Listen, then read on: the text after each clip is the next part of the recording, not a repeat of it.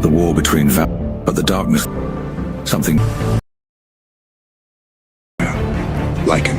I've spent it all. Only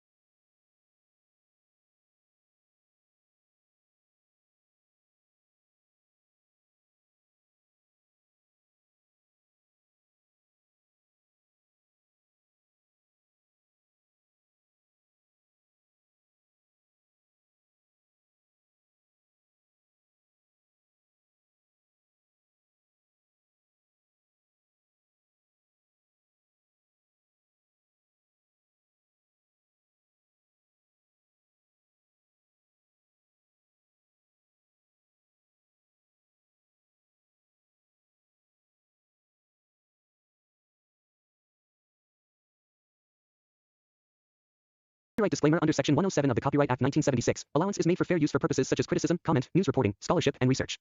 Fair use is a use permitted by copyright statute that might otherwise be infringing. Nonprofit, educational, or personal use tips the balance in favor of fair use.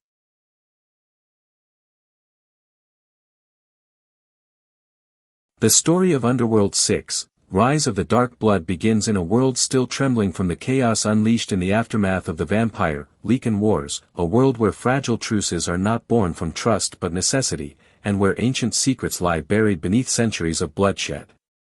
Humanity has stepped back from its brutal hunt of both species, but the scars of past conflicts remain etched into the fabric of every surviving coven, clan and rogue faction scattered across Europe and beyond. Selene, the legendary death dealer whose name echoes like a whispered warning across both vampire and Lycan communities, stands at the center of this evolving world.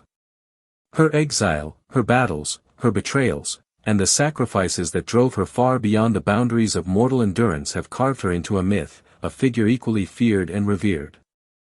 It is in this uneasy quiet that rumors start to spread about a force older than both species, a bloodline buried so deep in vampire mythology that many dismiss it as folklore. Yet folklore has always held unsettling fragments of truth.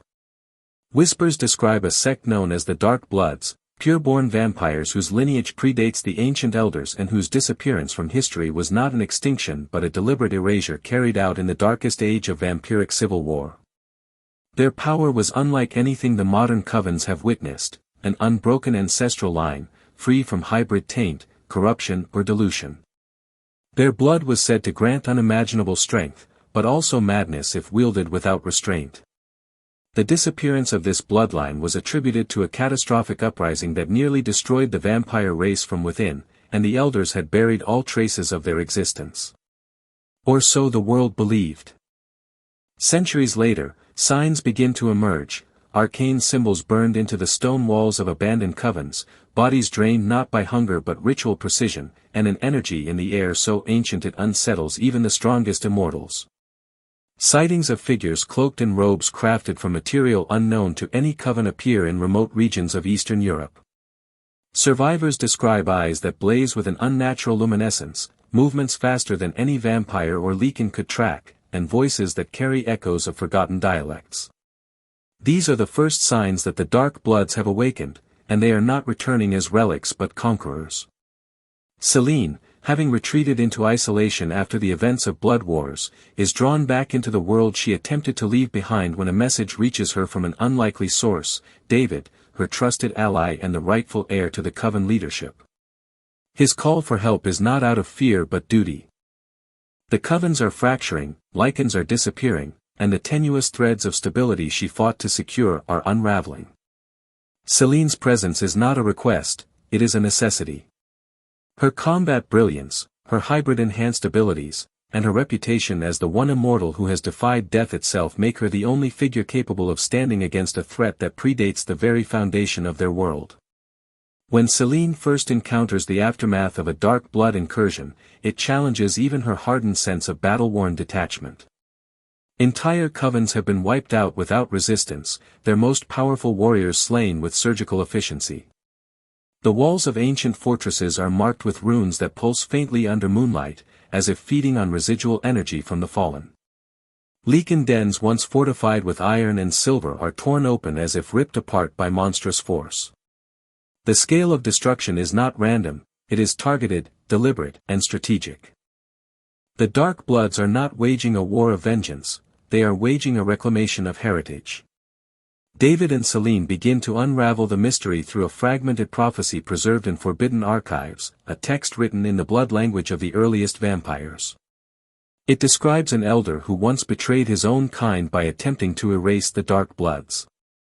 This elder, Victor, whose tyranny shaped centuries of vampire rule, had not destroyed them entirely. Instead, he had locked away a progenitor, a female immortal of unparalleled power, within a crypt sealed by spells that only the blood of a hybrid could break.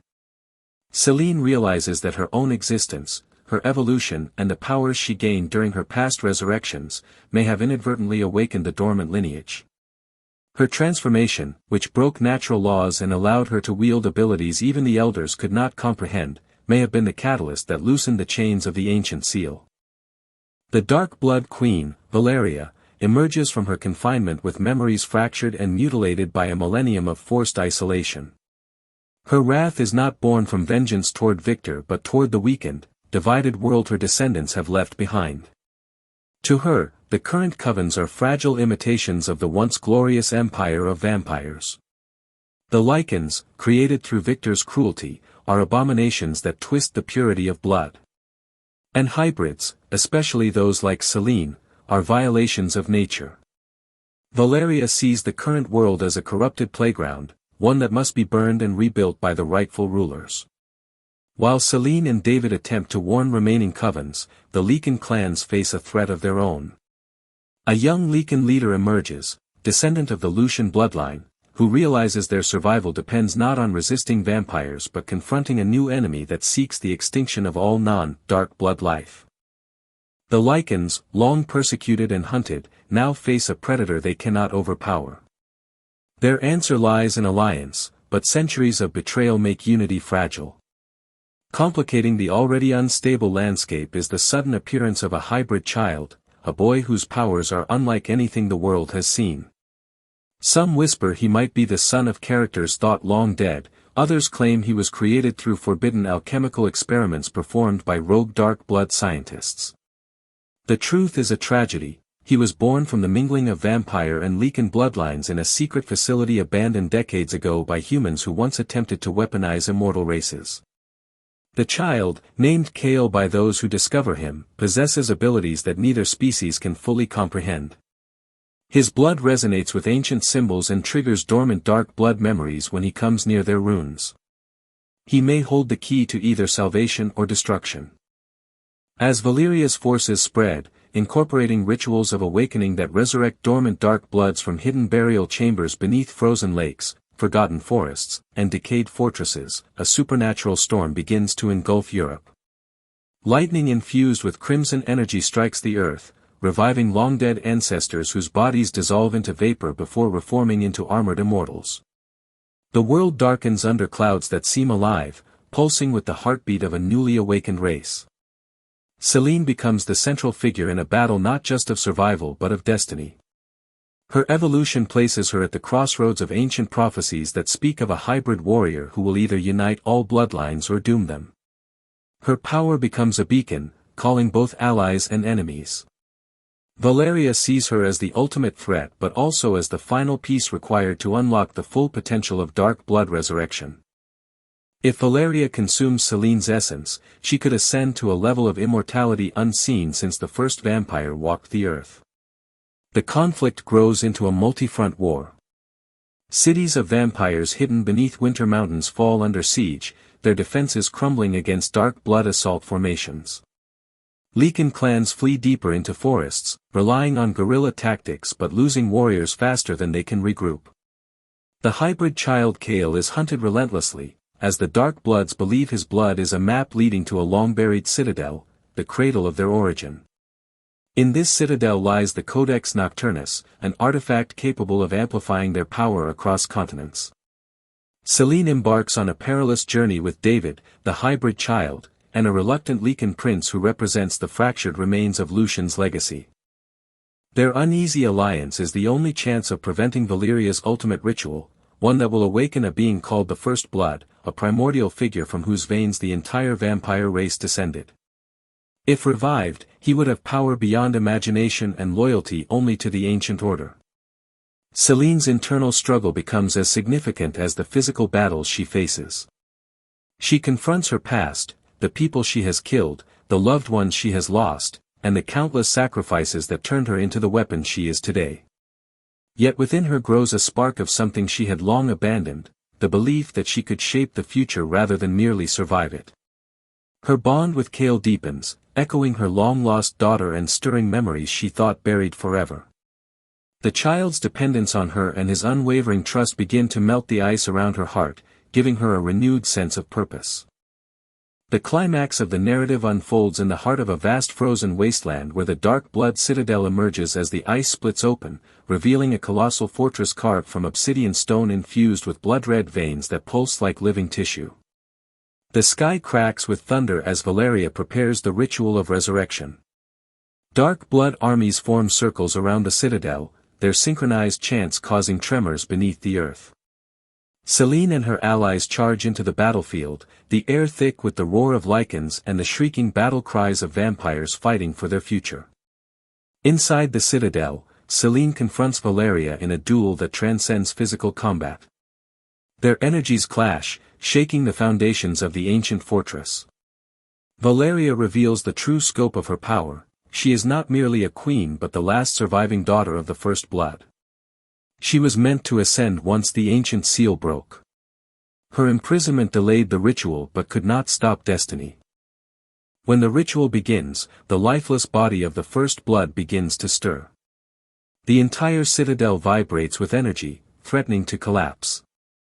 Selene realizes that the only way to stop the resurrection is through the hybrid bond that connects her to Kale. The child's blood resonates with her evolved essence, creating a force that destabilizes the ritual. In a heart-wrenching moment, Selene sacrifices the last of her sacred transformation energy, channeling it into Kale so he can unleash a wave of power that disrupts the revival process. The explosion of energy obliterates the chamber, sending shockwaves across continents. Valeria is defeated, her immortal body cracking like ancient stone before dissolving into dust carried by the wind. The citadel collapses into the frozen abyss. The First Blood does not awaken. The world is saved, but at enormous cost. Selene collapses, her energy depleted, her immortality dimming. David and the Lycan prince carry her out of the crumbling fortress. Kale, now glowing with the essence Selene transferred, resurrects her with a tearful plea. She awakens, transformed once again, her powers more ancient, calmer, and deeper than before. She has transcended even hybrid nature, becoming something new, the first of a new lineage built from sacrifice, unity, and rebirth.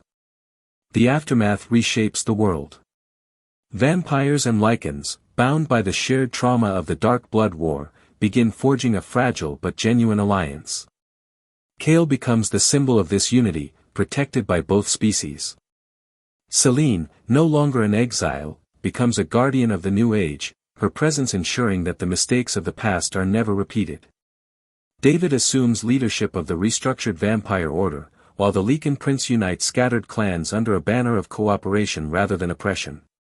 The war has ended, but the story hints that the world is entering a new era of immortals, one where history will not be written by blood battles but by balance. Yet in the cold shadows of forgotten ruins, whispers suggest that remnants of the Dark Blood survived, waiting, watching, and planning. The legacy of the First Blood is not gone, it sleeps beneath the earth, waiting for destiny to stir once more. In the weeks following the collapse of the Dark Blood Citadel, the world settles into an uneasy calm that feels more like the silence after a storm than the beginning of true peace. The frozen wasteland where the battle concluded remains scarred with enormous cracks carved by the energy released in the final explosion. Even the air carries a faint metallic resonance, as if the remnants of ancient power are still drifting across the tundra. Selene, though restored and reborn through Kale's sacrifice, senses something pulsing beneath the ice. It is not the presence of Valeria, nor the awakening of the First Blood, those threats were extinguished. This is something quieter, something watching, something learning. Her instincts, sharpened by centuries of war, warn her that every victory leaves echoes, and echoes often become seeds for the next conflict. Kale, despite being a child, walks with a weight that feels far older than his years. His eyes sometimes glow with the same pale light that had exploded from him during the ritual, and in moments of solitude, he traces patterns in the air that resemble the runes from the Dark Blood Citadel. He does not remember learning these symbols, but they appear to him like memories from a place he never visited. David watches him carefully, torn between admiration and fear. The boy is a miracle, but miracles in the immortal world rarely come without consequence. Lycan clans, still wary of their new alliance with the vampires, whisper legends that children touched by primordial power often carry a destiny written long before their birth. The surviving vampire coven send emissaries to David, seeking his guidance on how to rebuild. Many look to him as a stabilizing force, someone who carries the nobility of his lineage but not the corruption of the elders before him. Yet others fear the path he is forging. Unity with Lycans is a dream that generations of vampires believed impossible. To some, it is a betrayal of heritage. Rogue covens retreat into hidden fortresses, preparing in silence should the alliance fail. Selene understands their fear, for she too once believed the divide was absolute. But she has walked through too much loss, buried too many loved ones, and seen too many monstrous deeds committed in the name of tradition to cling to the old ways. The Lycans, under their new prince, begin to gather in the ruins of ancient forests. Their numbers have dwindled, but those who survived have gained a new sense of purpose. For the first time in their history, they are not fugitives or rebels, they are equals at the negotiation table. Yet the prince knows that equality will only last as long as strength supports it. He trains his warriors rigorously, preparing them for the unknown dangers that might rise from the shadows of the dark blood conflict. Some Lycans still resent the vampires, believing that their suffering cannot be erased by one shared victory. The prince spends many nights trying to keep his people united, even as he feels a strange pull toward the hybrid child Kale, a pull that feels like fate rather than choice. Selene, now existing in a transformed state, senses changes within herself she cannot fully understand.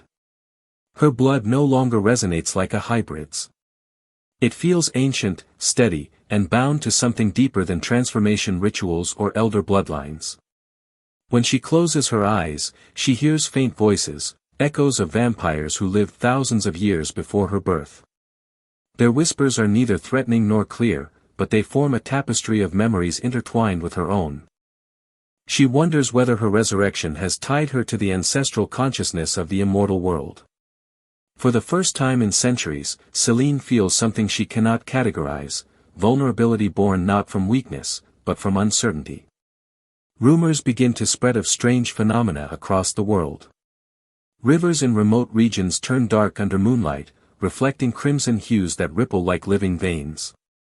In abandoned battlefields once soaked in dark blood essence, shadows move without wind, twisting into shapes resembling figures who vanished long ago. Hunters loyal to no species report seeing phantom-like creatures drifting across forest edges, spirits of the dark blood warriors who refuse to be bound by death. It becomes clear that even the destruction of the citadel did not erase the mark the dark bloods left on the world. Their power, fragmented but persistent, lingers like embers waiting for breath to ignite them. One night, as Selene meditates near the ruins of an old sanctuary, she senses someone approaching, someone whose footsteps are too silent to belong to a vampire, too fluid to belong to a Lycan, and too controlled to belong to a human. When the figure emerges from the shadows, Selene's hand automatically moves to her blades. The figure raises no weapon, only lowers the hood of a cloak stitched with patterns resembling ancient lunar cycles. His face is pale, unlined, and unfamiliar, but his eyes glow with the unmistakable brilliance of the dark blood lineage. Yet he does not carry the aura of aggression or dominance that defined Valeria's army. Instead, he radiates the calm of someone who has spent centuries observing the world without interfering. His name, he reveals, is Sereth. He is not a warrior, not a priest, but a keeper, one of the few dark bloods whose duty was not to conquer but to maintain balance. Sereth claims he was awakened not by Valeria's call, but by the rupture created when the ritual collapsed. His purpose is not aligned with the destroyed queen or her ambitions. He seeks something different, the restoration of knowledge lost over millennia. He warns Selene that the Dark Bloods were not merely a powerful race, they were custodians of secrets that neither vampires nor Lycans have been allowed to access since Victor and the Elders reshaped history. The First Blood was not a tyrant or a weapon, he was a guardian meant to guide all immortal species. His fall twisted the immortal world into the fractured state it exists in now. Selene realizes that the Dark Blood resurrection was not purely a threat, it was a symptom of a world built upon lies and suppressed truths. As Sereth speaks, David and the Lycan prince arrive, bristling with suspicion. Tensions rise instantly, for every Dark Blood has been an enemy until now. Sereth kneels, offering no resistance, revealing that he has no army, no allegiance to Valeria, and no intention of resurrecting the ancient order. He seeks only to protect what remains of the immortal balance, warning that the ritual's collapse has opened rifts that threaten to unleash forces far older than the dark blood lineage. His words plant seeds of dread in Selene's mind. If the dark bloods were only one chapter of ancient history, what horrors lie in the chapters erased even earlier? As days pass, Selene begins to piece together visions, flashes of a time before vampires and lycans existed. Giant stone monuments carved with symbols she does not recognize. Armies of immortals marching across vast landscapes under stars that no longer align with the sky. A great war between entities whose bodies flicker like living shadows. These visions strike her without warning, leaving her breathless and cold. Sereth confirms that she is tapping into the memory stream of the first era of immortals, a time forgotten even by the dark bloods. This revelation shakes her, for if something survived from that era, something older than all known species, the world could face a threat beyond anything imaginable. The hybrid child Kale begins to exhibit more unsettling signs. He speaks in fragmented phrases using a language no living creature understands, yet Sereth recognizes it instantly. It is the language of the primordials, the beings who existed before even the first blood. Kale should not be able to know such a tongue, yet the energy Selene transferred into him seems to have awakened a dormant imprint embedded in his very blood. His drawings in the dirt resemble the silhouettes Selene saw in her visions, towering forms with elongated faces and eyes like hollow stars. When asked how he knows these shapes, Kale simply says, "They are coming." The alliance between vampires and lycans shudders under the growing fear that the child's power may attract new dangers. Some covens argue that Kale should be isolated or even sacrificed to prevent catastrophe. Lycans are divided, some view him as a savior, others as a harbinger. Selene refuses to let anyone harm him, her voice commanding a finality that halts even the most rebellious dissenters. She knows that children of fate, especially in the immortal world, are not chosen for convenience. They are chosen because the world is on the brink of transformation. One evening, as storms gather unnaturally over the mountains, Selene stands alone on a cliff overlooking the valley where the remnants of both species are attempting to rebuild. Sereth joins her, silent at first. When he finally speaks, his voice carries a gravity that chills her more than the wind. He reveals the truth Selene feared: the collapse of Valeria's ritual did not simply stop the resurrection, it tore open ancient seals across the world. The primordials, whoever they were, had been imprisoned long before the dark bloods existed. Their power, now seeping into the world like slow poison, will begin to reshape reality. The disturbances, the corrupted rivers, the living shadows, all are early signs of their awakening. The war they fought millennia ago did not end, it was merely delayed. Selene realizes that the dark bloods were never the final enemy, they were the warning. And she, transformed by her sacrifice and rebirth, may be the only immortal capable of recognizing the truth within the visions. She is no longer tied to vampire, Lycan, or hybrid lineage. She has become something that bridges eras, something forged not by nature but by destiny. Deep beneath the ice where the citadel once stood, cracks widen slowly, pulsing with a faint blue light. Something stirs in the abyss, not dark blood, not vampire, not Lycan. Something older. Something patient. Something remembering. The war for the future of immortals has ended. But the war for the future of the world is about to begin. The tremors beneath the ice were only the beginning, subtle at first, like a heartbeat beneath the frozen crust of the world, almost imperceptible yet carrying an undeniable warning. Selene could feel it even from the cliff where she had stood hours before, the lingering chill in her veins resonating with something vast and unseen. Kale, restless and curious as always, wandered closer to the remnants of the citadel, his gaze drawn to fissures glowing faintly with the energy of an ancient power. His small hands reached toward the light as though it recognized him, and for the first time, Selene saw fear, not for herself, but for the world that even she could barely comprehend. The hybrid child was no longer just a symbol of unity between vampires and lycans, he had become a beacon, an unintended summoning point for entities older than either species, entities whose very existence predated the laws of blood, death, and immortality as the covens had known them. David moved beside Selene silently, his eyes scanning the horizon where the storms gathered like sentinels above jagged mountain peaks. The Lycan prince, tense and vigilant, sensed the air shift, a vibration that ran deeper than wind or thunder. His instincts screamed danger, yet they did not know its form. This was no army, no single adversary they had faced before. This was a force of nature given will, a consciousness that had lain dormant through eons, waiting for the fractures in the immortal world to awaken it. Selene's fingers tightened around her blades, though she knew even they might not be sufficient.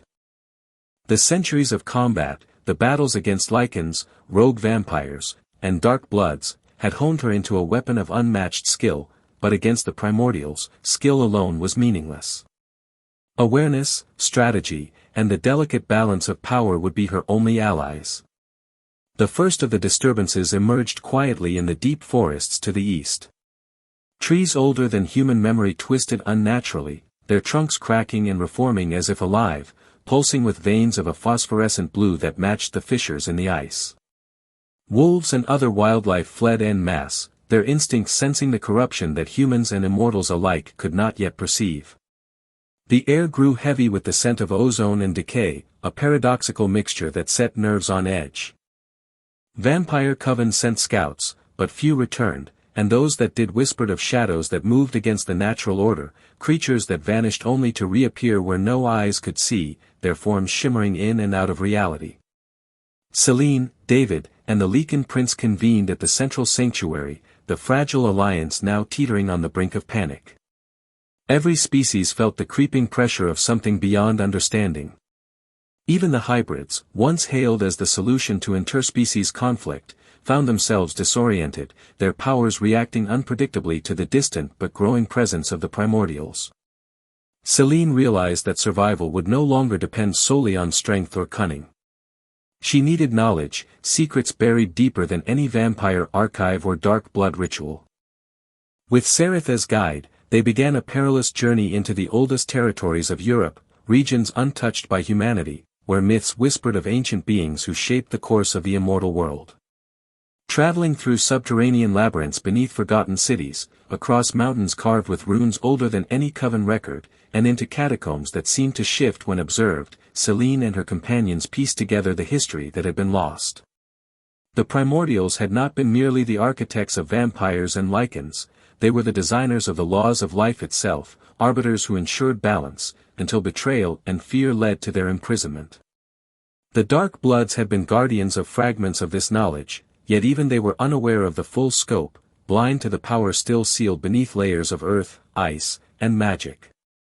Kale's presence became both a blessing and a burden. As his abilities manifested further, he began to interact with the energy flowing from these ancient sites, often inadvertently opening portals or weakening barriers meant to contain the primordial's influence. Selene watched him with awe and dread, understanding that his innocence and untapped power were both a solution and a danger. The boy, while seemingly playful at times, carried within him the potential to shape or destroy the world, depending on whether he could be guided. Selene's bond with him grew, extending beyond protector and charge, it became a tether of shared fate, a recognition that their lives were entwined not by chance but by the deliberate hand of destiny. The first direct confrontation with remnants of the primordials occurred in the ruins of an ancient fortress submerged beneath a lake, its waters black and unnaturally still. As Selene, David, Kale, and the Lycan prince approached, the lake shimmered, and shapes emerged, massive forms that seemed to phase between corporeal and spectral states. Their eyes glowed faintly with an internal light, and when they moved, reality itself seemed to ripple, bending time and space around them.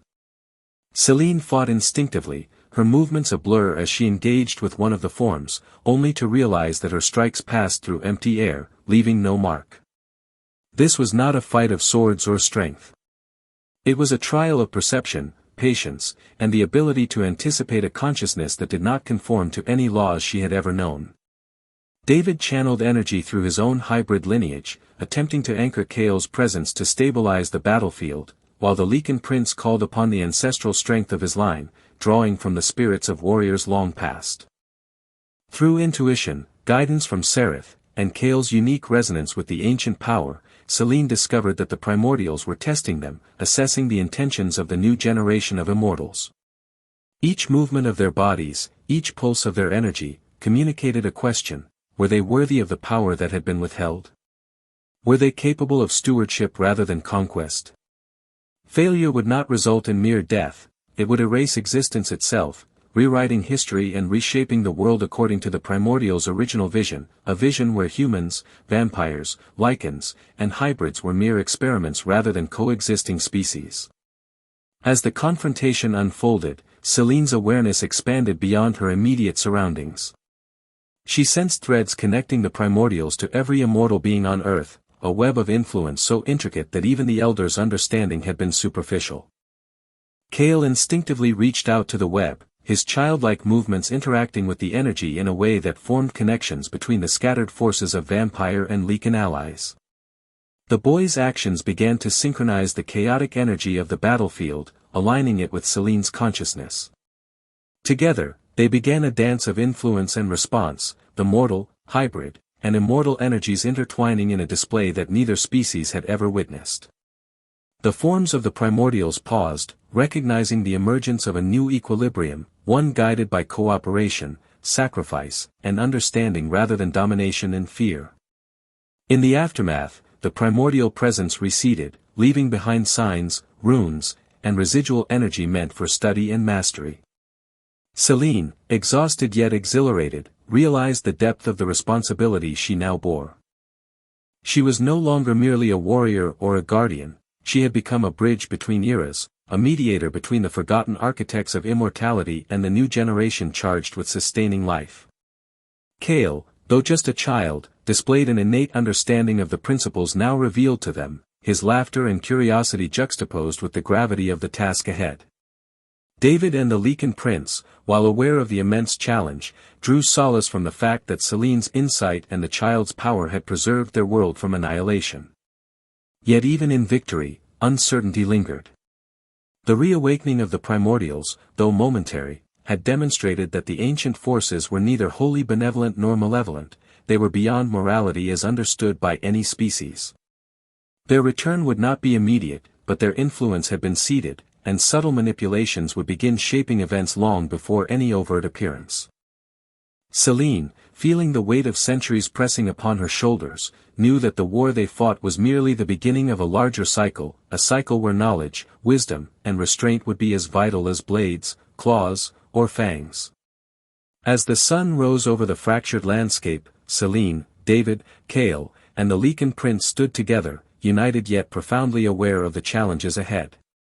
The world had survived the Dark Bloods, but the awakening of forces older than memory signaled a new chapter, one where the alliances forged in desperation would be tested, where the wisdom of the past and the courage of the present would determine whether immortals could coexist without annihilating themselves. The battle for the future had shifted from mere survival to stewardship, from vengeance to vision, and from isolation to interdependence.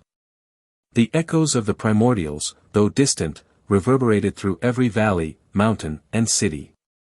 The immortal world would never be the same, and Selene, with her unmatched legacy, would lead the charge into this unknown era, her destiny intertwined with that of Kale and every species brave enough to endure.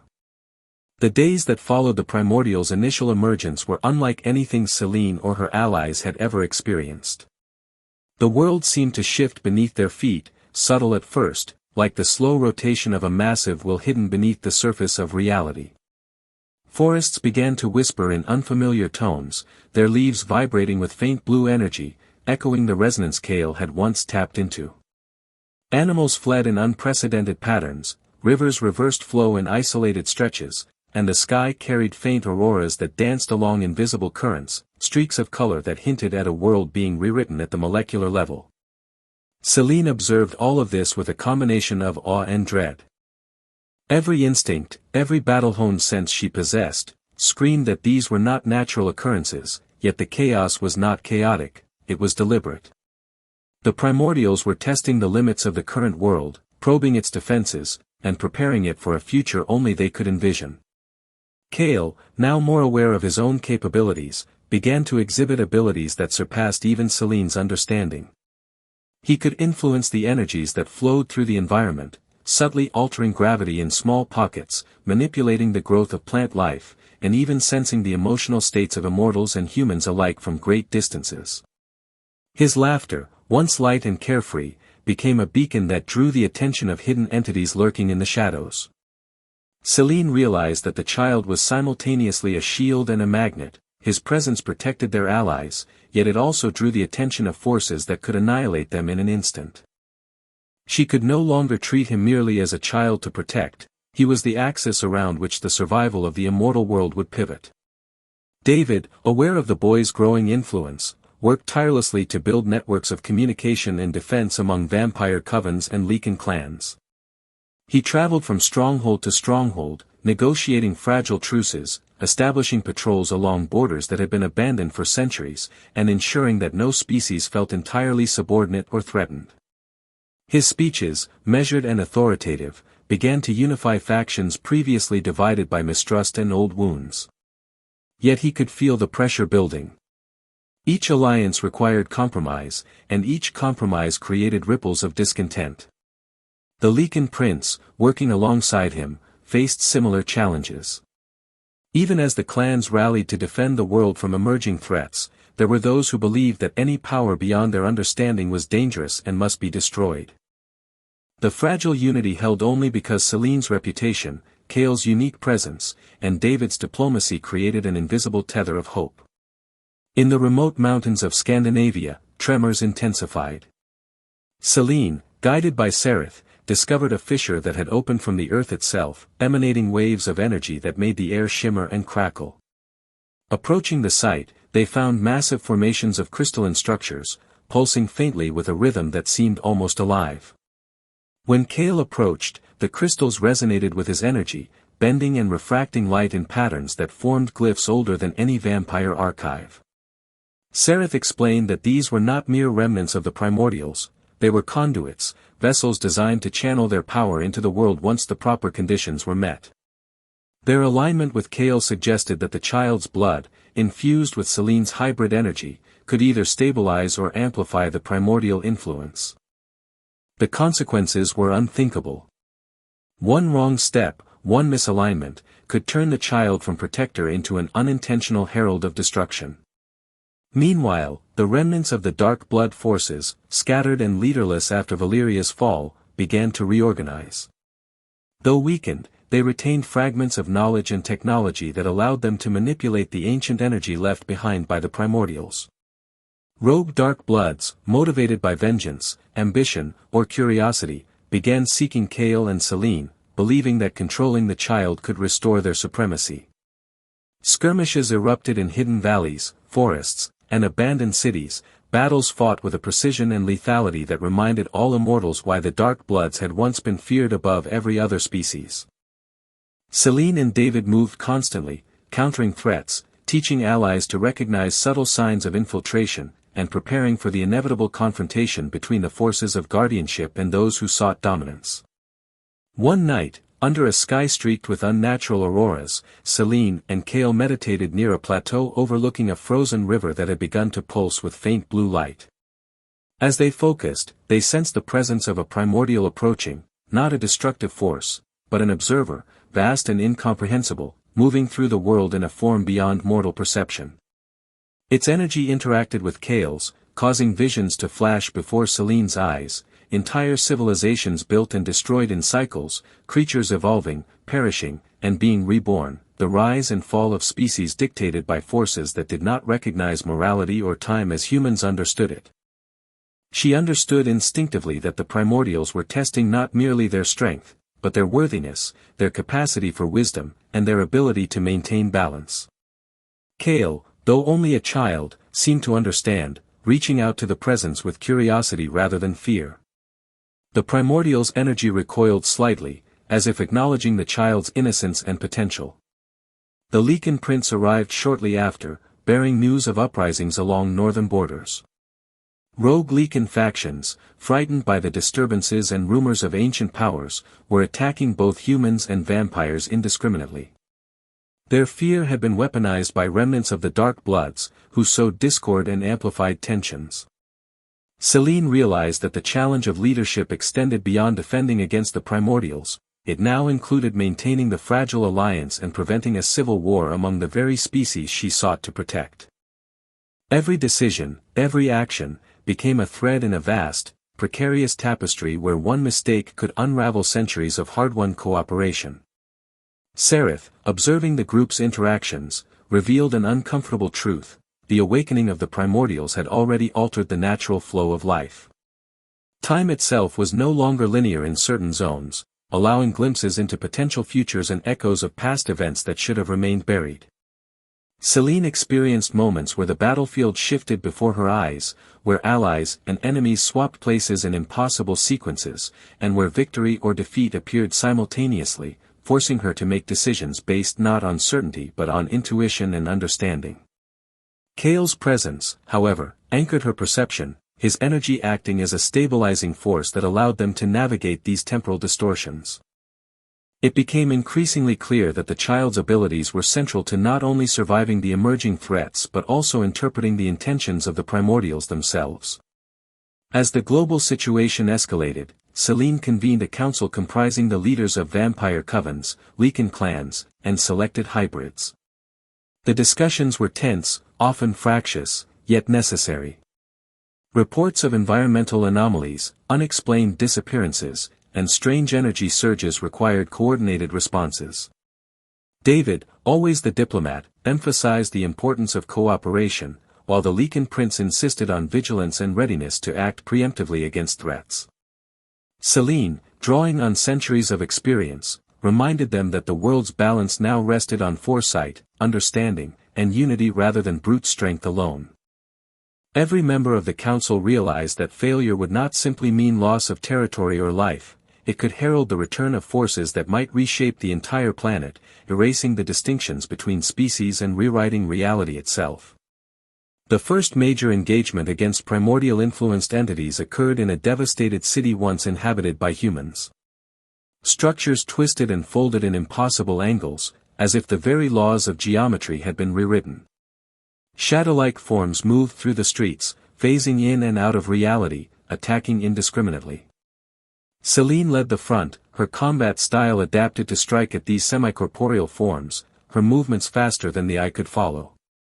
Kale, guided by instinct, manipulated localized energy fields, stabilizing portions of the battlefield and allowing allies to navigate the otherwise impossible terrain. The Lycan prince's forces used guerrilla tactics, striking with precision and withdrawing before the enemy could react. David coordinated communications, ensuring that every faction's movements were synchronized in a delicate ballet of survival and strategy. The battle was chaotic, yet for the first time, they began to understand the rules of engagement in this new era. It was not brute force that would win the day, but understanding, adaptation, and the unique synergy between the child, Selene, and their combined allies. By the battle's end, though victorious, the cost was staggering. Entire districts had been destroyed, and the energy signature left behind by the primordial-influenced entities indicated they were only probing the world's defenses. Selene and her companions realized that these forces would return, more powerful, more aware, and potentially far less forgiving. Yet in this crucible of conflict, alliances strengthened, understanding deepened, and the hybrid child's role as the linchpin of the immortal world became undeniable. The stage was set for a prolonged struggle, one that would test not only strength and courage but the very capacity of immortals to rise above fear, division, and the weight of history to forge a future that could endure the awakening of forces older than time itself. The world shifted like a living organism, responding to the tremors of the primordial's awakening, subtle yet relentless, altering landscapes, weather, and even the flow of time itself. Mountains cracked under invisible pressure, seas churned with unnatural currents, and forests expanded into territories they had never claimed before, their roots reshaping soil and stone as though obeying a will older than any mortal, vampire, or Lycan could comprehend. Selene, David, the Lycan prince, and Kale traversed the globe in an uneasy alliance, moving from continent to intercept the emerging threats, encountering regions where reality itself seemed to bend under the primordial influence. Cities that had once been human strongholds now existed in distorted pockets of space, buildings warped and suspended midair, streets folding upon themselves, a chaotic reflection of the primordial's power. The presence of the child amplified anomalies wherever they went, while his powers stabilized allies, they inadvertently drew attention from entities eager to test his limits. In the frozen steppes of Siberia, Selene confronted a colossal creature whose form constantly shifted between solid and ethereal, a being that seemed to embody centuries of frozen memory and rage. Its attacks defied conventional physics, moving in ways that twisted the ground beneath her feet. Every strike she made passed through parts of the creature only to strike others, forcing her to adapt at speeds that bordered on preternatural. Kale, sensing the creature's connection to ancient energy flows, extended his consciousness, creating pockets of stability around Selene and her allies. With each pulse, she could anticipate the creature's movements, but the cost was immense, draining her reserves faster than any battle she had fought before. The Lycan prince led a coordinated counterattack, combining guerrilla tactics with the raw power of his kin, while David orchestrated reinforcements, guiding hybrid warriors to positions where they could strike without being trapped by the creature's fluctuating form. Together, they held the line, proving that collaboration between species was now their greatest weapon. Across the Pacific, in isolated islands where ancient energy nodes had long been dormant, other primordial manifestations emerged. Lava from volcanic craters solidified into animate forms, moving with calculated intelligence, reshaping landscapes and threatening nearby human settlements. Vampire and Lycan contingents worked side by side to evacuate populations, neutralize the threats, and stabilize the nodes temporarily. Selene, observing from above, realized that these disturbances were not random, they were testing the limits of their combined knowledge and adaptability, evaluating whether the immortal world could maintain equilibrium when faced with forces that knew no morality or restraint. The child's presence acted as a bridge, a stabilizing axis around which the chaotic energies bent into coherence. Kale's laughter and curiosity inadvertently infused a pattern of balance, demonstrating that innocence, combined with extraordinary power, could influence even forces beyond comprehension. Back in Europe, Selene encountered remnants of the dark blood factions still loyal to Valeria's ideology. These groups, though diminished, had learned to harness fragments of the primordial's energy, twisting it to augment their own strength. Selene's confrontations with them were no longer simple battles of skill, they were duels of energy manipulation, perception, and willpower. Strikes that would have slain a mortal warrior had to be carefully calculated to disrupt their control over the borrowed power, while avoiding collateral damage to the surrounding environment, which could destabilize the area further. The Dark Bloods, desperate and cunning, attempted to capture Kale, believing that controlling him would allow them to control the emerging primordial energies and restore their dominance. Each skirmish escalated in complexity, forcing Selene and her allies to think not just tactically but strategically on a global scale, considering how every engagement could ripple across continents and influence distant energy nodes. The hybrid child's evolution accelerated dramatically. He began to perceive the world in layers, physical, temporal, and metaphysical. He sensed the primordial's intentions, glimpsing future events and residual past energies simultaneously. His growing understanding allowed him to manipulate localized space-time pockets, creating zones of stability where allies could operate effectively while the environment outside remained chaotic. Selene realized that Kale was not merely a participant in this war, he had become a focal point for the balance of all forces on Earth. Every decision she made now required consideration of how it would influence him, his perception, and his development. His safety, growth, and understanding were no longer personal concerns, they were the foundation upon which the survival of species, the stability of regions, and the preservation of reality itself depended. The primordial's next wave of influence arrived in North America. In the deserts and canyons of the Southwest, ancient ley lines shifted violently, summoning creatures that were hybrids of elemental and ethereal forms, beings that defied description. They could pass through solid rock, manipulate heat and wind, and interact with the mental states of their opponents. Vampire and Lycan forces deployed in tandem, guided by Kale's growing perception of the energy patterns, to intercept these anomalies. Battles unfolded in vast, open landscapes, the sun casting long shadows over combatants moving at supernatural speeds. Selene's mastery of hybrid powers allowed her to channel energy from the environment, creating defensive barriers and offensive strikes that synchronized with Kale's subtle manipulations. David's leadership ensured coordination among factions, while the Lycan prince's insight into primal instincts and terrain advantages proved critical in maintaining cohesion under extreme conditions. Amidst these global conflicts, the emotional and psychological toll on Selene intensified. She was no longer solely a warrior, she had become a guardian of fate, a mediator between ancient forces and the living world. Memories of previous losses, loved ones, comrades, and innocence, interwove with visions of potential futures, forming a tapestry of responsibility that weighed heavily upon her. Kale, ever perceptive, sensed her inner turmoil and instinctively reached out, bridging her awareness to his own, sharing in the emotional load in a way that calmed yet simultaneously revealed the depth of the challenges ahead. The child's empathy and burgeoning wisdom became a lifeline, an anchor that allowed Selene to remain focused and effective despite the unprecedented scope of threats surrounding them.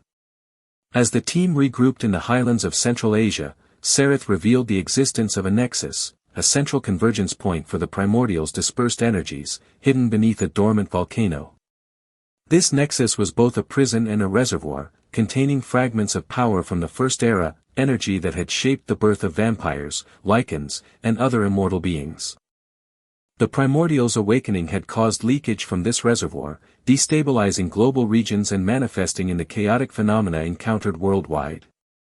Selene understood that confronting the nexus directly was inevitable, only by stabilizing or controlling it could they prevent the full-scale return of the primordials and the potential annihilation of all life as it currently existed. The journey to the volcano was perilous, traversing shifting landscapes, corrupted energy zones, and remnants of rogue dark blood units seeking to exploit the chaos for personal gain. Upon arrival, the scale of the nexus became apparent, crystalline formations spanning kilometers, pulsing with energy, refracting light in patterns that seemed alive, and a hum that resonated with the collective consciousness of all immortal beings. Kale instinctively moved toward the center, his energy harmonizing with the pulses, creating a stabilizing resonance. Selene, David, and the Lycan prince flanked him, preparing for the inevitable confrontation with the remaining primordial manifestations drawn to the nexus. It was not merely a battle of combat but of perception, coordination, and energy manipulation on a planetary scale. Every movement, every decision, had consequences that could extend across continents, influencing global ecosystems, species interactions, and the balance of life and death itself. The first wave of primordial manifestations descended upon them, immense beings of light and shadow, fluctuating between reality and energy. Selene moved with unparalleled speed, her blade slicing through portions of the energy, destabilizing the forms enough to protect her allies while minimizing environmental damage.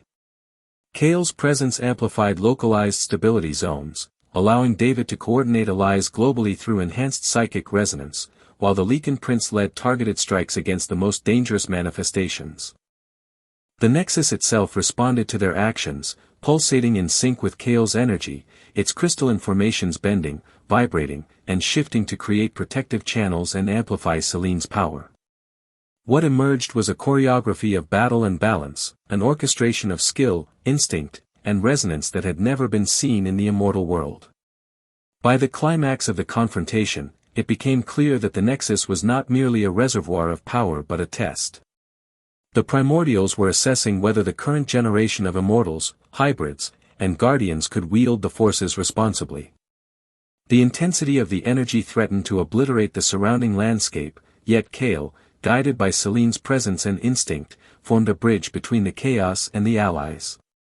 Waves of energy spread outward, stabilizing unstable zones, pacifying the primordial manifestations, and harmonizing the flow of power. Selene, pushing beyond every limit she had known, became a living conduit of balance, her body in essence intertwined with the child's energy, creating a feedback loop that not only neutralized the immediate threat but permanently stabilized the nexus. When the battle concluded, the world was forever altered. The primordial's influence receded, leaving behind energy signatures, runes, and patterns that would continue to guide, test, and challenge the immortals for centuries to come. Vampire and Lycan alliances strengthened, hybrid warriors gained new roles as mediators and protectors, and Kale emerged as a symbol of hope, balance, and unprecedented potential. Selene, though exhausted and transformed, understood that the responsibility of the immortal world rested in her hands, now more than ever. She was not merely a fighter, she was the bridge between eras, species, and forces older than time itself.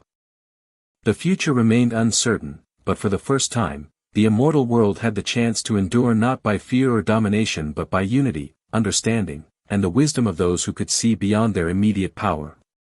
The world, scarred and reshaped by centuries of hidden wars, dark blood manipulations, and the sudden emergence of the primordials, now stood at the edge of a new epoch.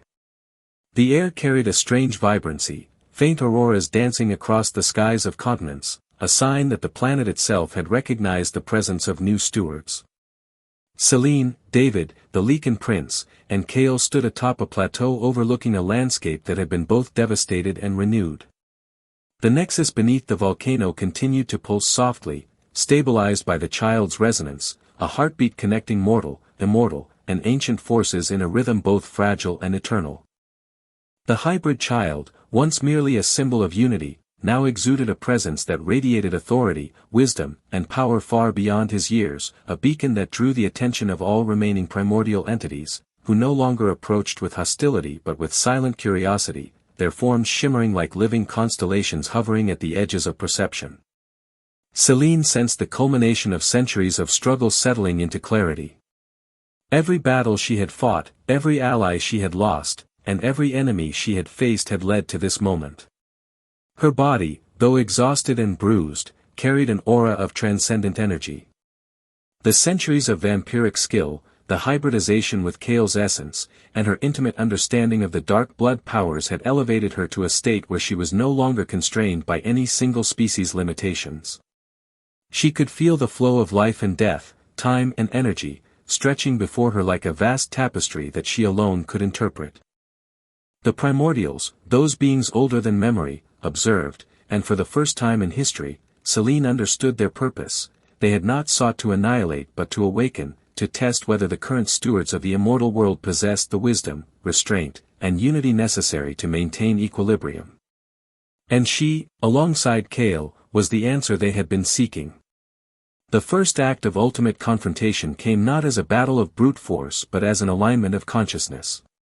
Kale extended his awareness, connecting with the residual energies of the primordials, feeling their intentions, their histories, and their expectations. His mind, though childlike in its simplicity, interfaced with eons of knowledge and power. Selene, attuned to his resonance, guided the interaction, translating his impulses into coordinated action. Through them, the primordials' scattered consciousness began to converge, their chaotic energies harmonizing into patterns that stabilized regions across the globe. Volcanoes calmed, oceans ceased their unnatural churns, forests returned to normal growth, and cities distorted by temporal anomalies gradually reformed as if reality itself was breathing a sigh of relief. The world was being rewritten, but not destroyed. For the first time, balance returned not through violence, but through understanding, cooperation, and the singular force of the hybrid child's unique nature. Meanwhile, remnants of rogue dark bloods attempted one final maneuver, seeking to exploit the transformation of the world and seize control of Kale to force the primordials' power for themselves. Selene, David, and the Lycan prince intercepted them on the desolate plains of Eastern Europe, where shattered landscapes bore the scars of centuries. Unlike previous battles, this confrontation required subtlety, restraint, and precision. Selene's strikes now carried the weight of energy manipulation, her blades cutting not only flesh but disrupting corrupt flows of power that the rogue dark bloods relied upon. David coordinated the hybrid and vampire forces, while the Lycan prince's tactical genius ensured the rogue factions were outmaneuvered at every turn. The final confrontation ended decisively, with the rogue leaders either neutralized or converted through an energy purification process facilitated by Kale's presence, leaving no remnants to threaten the fragile new balance. The victory was silent, efficient, and permanent, a testament to the evolved understanding that this era required more than combat skill, it demanded wisdom. With external threats subdued, Selene and Kale turned their focus to the final act of stewardship, the awakening of the primordials themselves. Through the Nexus, the child initiated a ritual of harmonization, not one of dominance but of integration. Energy surged across continents, weaving together the consciousness of vampires, Lycans, hybrids, humans, and the lingering echoes of the primordials. The planet itself seemed to pulse in response, acknowledging the creation of a unified, conscious balance. Selene, physically linked to Kale through her hybrid energy, channeled centuries of knowledge, memories, and instinct into the flow, guiding the ritual with precision. The primordials, now fully aware, merged their scattered awareness with the stabilized nexus, no longer seeking to test, challenge, or punish. They became silent guardians, their presence now harmonized with the mortal and immortal species, ensuring that the world would endure without manipulation or domination. As the energy dissipated and the skies cleared, the first rays of dawn broke over a transformed landscape. Forests, rivers, and mountains seemed to glow faintly with residual energy, alive in a way that transcended natural explanation. Selene lowered her gaze, her exhaustion profound, yet within her there was a serenity she had never known. Kale, standing beside her, radiated a calm confidence, his eyes reflecting both wisdom and innocence, a perfect synthesis of power and purity. David and the Lycan prince surveyed the horizon, recognizing the profound shift in the world's dynamics. The alliance, once fragile and contested, had been cemented not through fear or coercion, but through shared purpose and understanding. Immortals, hybrids, and humans alike now had a framework through which to coexist, guided by the principles of balance, respect, and vigilance. The final realization settled upon Selene: her journey, which had begun in vengeance, blood, and relentless conflict, had culminated in creation rather than destruction. She was no longer a lone warrior against the darkness, she was a bridge between species, eras, and forces beyond comprehension. Kale's awakening had ensured that future generations of immortals could exist not as predators or enemies, but as stewards capable of harmony. The primordials, their role fulfilled, receded into the layers of reality, ever present yet unseen, ready to observe rather than dominate. The world, though forever altered, was alive with possibility, resilient yet delicate, and in the center of it all stood Selene and Kale, the eternal guardians of a new dawn. As night fell, the auroras above glimmered like a reflection of the energy flowing beneath the earth, rivers, and skies. Selene gazed at the stars, understanding that though this chapter had ended, the story of immortals, hybrids, and humanity would continue, now guided by the wisdom earned through centuries of conflict and the awakening of forces older than time itself. Kale, holding her hand, smiled with the clarity of a being who had glimpsed the infinite, knowing that the responsibility now rested upon them not merely to survive, but to lead, to nurture, and to ensure that the balance they had forged would endure for all ages to come. The age of war had ended. The age of stewardship had begun.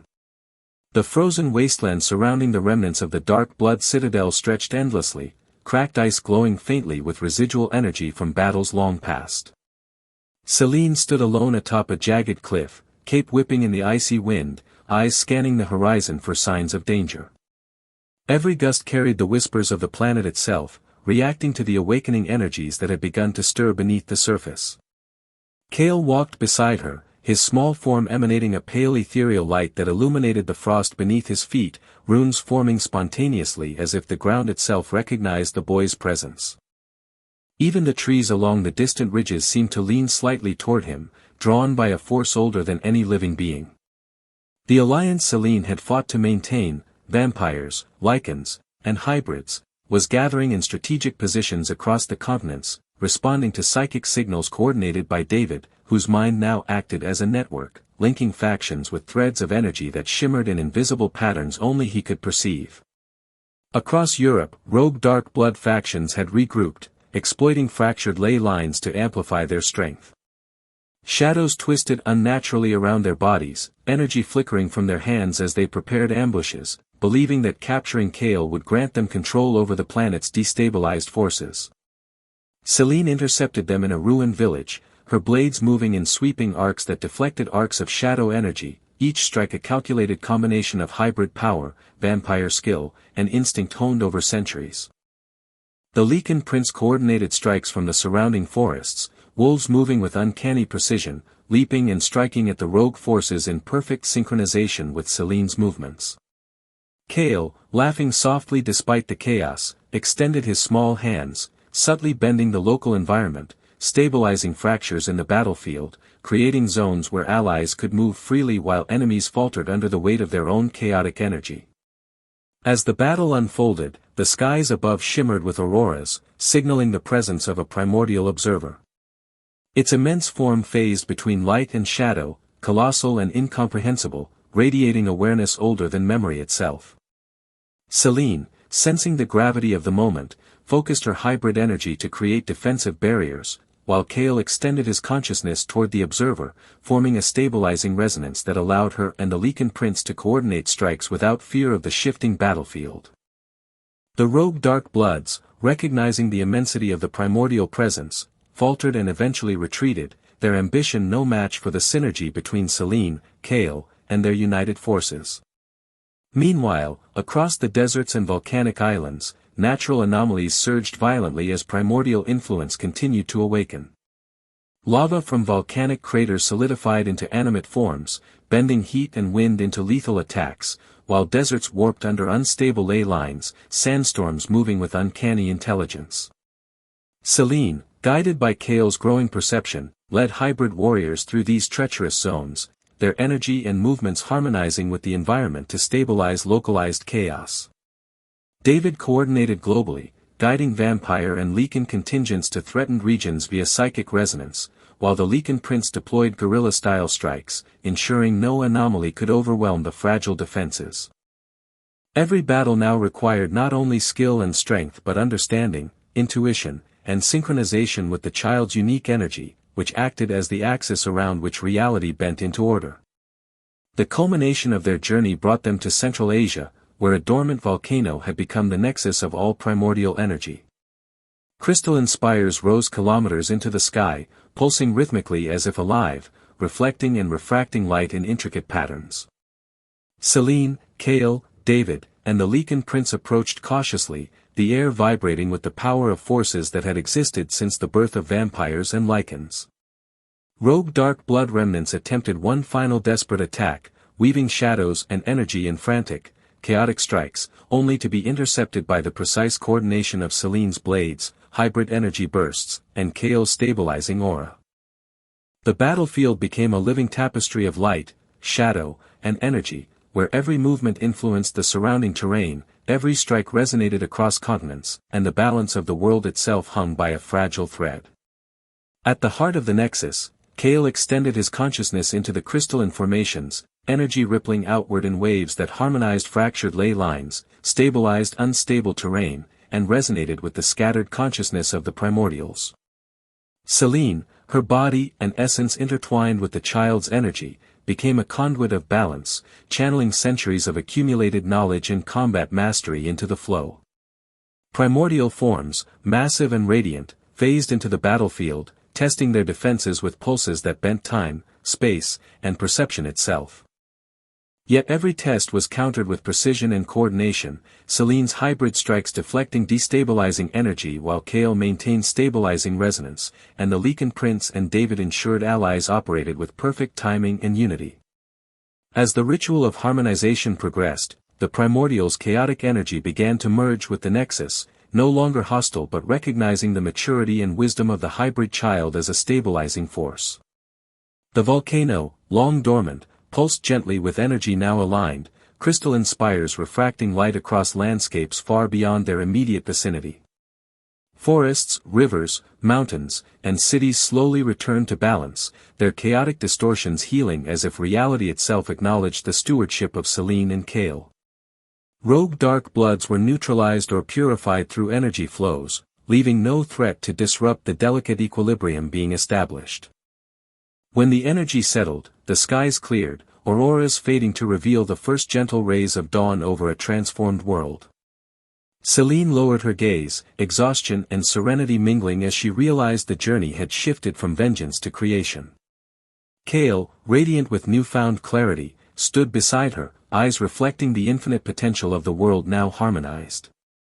David and the Lycan prince surveyed the horizon, understanding that centuries of mistrust and conflict had been replaced by unity, cooperation, and wisdom. Immortals, hybrids, and humans alike now existed within a framework of balance, guided by the child's presence and the guardianship of those who had proven their worth. The final understanding settled upon Selene. She was no longer merely a fighter but a bridge between eras, species, and forces beyond mortal comprehension. Kale's awakening ensured that the immortal world could endure, not through dominance or fear, but through balance, insight, and stewardship. The primordials, having fulfilled their role as testers and guardians, receded into unseen layers of existence, ever present yet non-intrusive, leaving the world to flourish under the watchful eyes of its new stewards. As night fell, auroras danced faintly across the sky, reflecting the energy now harmonized beneath the earth, rivers, and mountains. Selene gazed at the stars with newfound understanding, Kale holding her hand, the promise of the immortal world resting in their hands. The age of war had ended, the age of stewardship had begun, and the immortal world, forever transformed, was ready to endure the test of time. As the days passed after the stabilization of the Nexus, the world settled into a fragile serenity, but Selene knew that this calm was only the precursor to a greater awakening. Kale, now more attuned to the flows of energy than any being alive, began to perceive the threads connecting every living creature, every immortal, and every remnant of the primordial essence scattered across the planet. His mind expanded, not in arrogance but in clarity, absorbing not just power but understanding, weaving the chaotic forces into patterns that resonated with harmony. Selene watched him, a mixture of awe and protective instinct binding her as she realized that the child's evolution was surpassing all expectations. Where once he had been reactive and instinctive, he was now deliberate, guiding the balance of energies with the same ease that one would breathe, his aura radiating a quiet authority that commanded recognition even from the primordials themselves. The primordials, those ancient entities who had tested the immortals' worthiness, began to converge fully upon the stabilized Nexus, no longer as adversaries but as sentient observers integrating with Kale's consciousness. Their forms shimmered in the volcano's crystalline spires, vast, intricate, and incomprehensible, yet their presence was no longer threatening, it was symbiotic. Kale extended his awareness outward, drawing their scattered wisdom into coherent streams, allowing the planet itself to hum with a balance that had never existed before. Selene, feeling the resonance, stepped closer, sensing the harmony between child and primordials, her body and mind intertwined with their energy as though she too had become a living bridge between dimensions.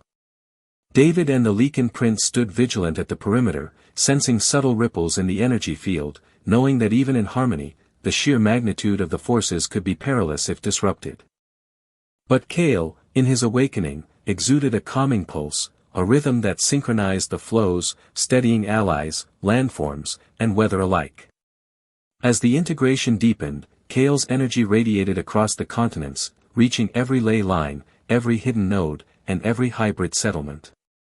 Forests ceased their unnatural bending, rivers returned to their natural flow, and fractured cities slowly reformed into structurally sound, yet subtly enhanced, environments. Wolves, vampires, and humans alike felt a strange empathy, a silent connection to the rhythms of life restored. Even rogue elements, once chaotic and destructive, found themselves subdued by the harmonic resonance, either purged of corruption or integrated into the network of balance. Selene, observing the changes, realized that the primordials were no longer separate from the world, they had merged into it, their consciousness diffused through Kale's awakening in a way that would ensure guidance without domination. The energy was not simply restored, it was evolving, a living testament to the possibility of coexistence. The culmination of this awakening occurred when Kale, reaching the full extent of his perception, bridged directly into the primordial's collective essence.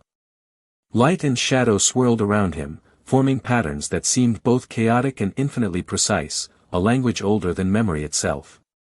Selene felt the pull of this power, her hybrid body attuned to every fluctuation, and for a moment, the world seemed to pause, waiting to witness the birth of a new epoch. Kale's consciousness expanded further, not just stabilizing the nexus but creating a web of interconnected life force across the planet, binding species, landscapes, and energies into a coherent system that could endure for centuries. The primordials' forms shimmered in approval, their once testing presence now fully cooperative, watching silently as the hybrid child assumed his role as the planet's living balance, a steward who embodied wisdom, innocence, and unimaginable power. In the days that followed, Selene guided Kale through the subtleties of interaction with this vast network, teaching him restraint, observation, and empathy, ensuring that the child's understanding matured alongside his power. David and the Lycan prince focused on re-establishing alliances among Vampire and Lycan factions, now inspired by the unprecedented cooperation demonstrated during the conflicts, while hybrids trained to assist in maintaining the global energy network. Regions once devastated by battles, rogue dark blood experiments, and primordial anomalies now thrived with subtle enhancements, forests more vibrant, rivers clearer, cities subtly fortified, and wildlife balanced with a renewed sense of natural order. The world was transformed not by conquest, not by domination, but by harmony, the invisible threads of energy connecting all life strengthened under Kale's guidance. Selene, watching the skies streaked with faint auroras reflecting the energy beneath, understood the full magnitude of what had been accomplished. She was no longer just a warrior, no longer merely a protector of the innocent, she had become an architect of balance, a witness to the birth of a new immortal era. Kale, standing beside her, radiated the calm authority of one who could see beyond life, beyond death, and beyond the limitations of species. Together, they represented a new order where vampires, lycans, humans, and hybrids could coexist under a framework of understanding, guided by the subtle influence of the primordials integrated harmoniously into the world. The planet itself seemed to recognize this, with mountains, rivers, and skies glowing faintly with the residual pulse of energy now perfectly aligned. As night descended, the auroras shimmered brighter than ever, reflecting the harmonized energies beneath the surface, visible even to those untrained in mystical sight. Selene placed her hand on Kale's shoulder, feeling the rhythm of his pulse in sync with the planet, the hybrids, and even the dispersed consciousness of the primordials. A profound silence filled the air, the kind that precedes true renewal. The age of war, of domination, of imbalance, had truly ended. In its place arose the age of stewardship, where immortals no longer sought only survival or vengeance, but harmony, foresight, and protection. Selene, Kale, David, and the Lycan prince stood together at the edge of this transformed world, witnessing the dawn of an era where the immortal and mortal, the ancient and the newborn, could coexist in a balance that would endure beyond time itself, an eternal testament to unity forged through struggle, wisdom, and the awakening of a single extraordinary child. The frozen wasteland surrounding the shattered dark blood citadel stretched endlessly into the horizon, jagged ice cliffs glowing faintly with residual energy from battles fought across centuries. Selene stood atop one of the cliffs, her cape fluttering violently in the frigid wind, eyes scanning the barren horizon for signs of movement, every muscle in her body taut with readiness. The air itself seemed alive, carrying whispers of the planet's energy responding to the awakening forces beneath the surface. Beside her, Kale moved lightly over the snow, his small body emanating an ethereal pale light that illuminated the frost beneath his feet, runes appearing spontaneously as he stepped. It was as if the earth itself recognized him as a living conduit, responding to his innate energy. Even the distant trees seemed to lean subtly toward him, their bare branches twitching as if acknowledging the presence of something older than memory. Selene's thoughts shifted rapidly, coordinating movements with distant allies through psychic resonance, while she sensed the growing stirrings of the primordials whose consciousness lingered invisibly across the frozen landscape. In the dense forests of northern Europe, the Lycan prince crouched low, his pack circling in tight formation, ears alert to the slightest disturbance, their eyes reflecting the silvery glow of the full moon above. Every movement was calculated, every strike synchronized, as though the wolves and their prince were extensions of one living organism, prepared to strike at rogue dark blood factions attempting to exploit ley line instabilities.